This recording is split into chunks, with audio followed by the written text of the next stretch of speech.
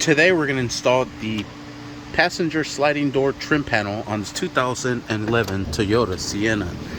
Alright, just made a video of how to remove this panel and the other one and install the other one as well. Now we're going to install this one back into place. I was having an issue with the door mechanism not working correctly, and I found out the issue was all these cables. They were all twisted around. Well, this one was here, this one was there, and these were just out of place. So I got that sorted out. Everything's working correctly. Now it's time to put that door panel back into place. Simply gonna grab that door panel, make sure this is locked, grab this door, close your door, line everything up, everything falls into place. You're gonna catch this little lip, no big deal. That's where we're gonna unlock it, open up the door, then we'll press that little corner in, just like so. Perfect, everything's nice and clipped in. We're gonna grab our pigtail here for our window switch.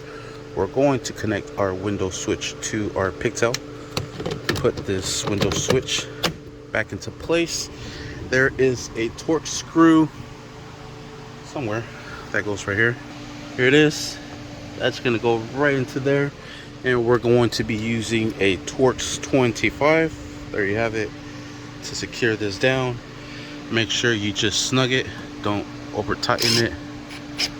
That's enough. Perfect, and we are set. Everything is good, and that is how you install the door panel. Make sure everything is working correctly, and you are set. I do have the switch off for the power doors, so I'll just flip them on and we're good to go. Thank you for watching.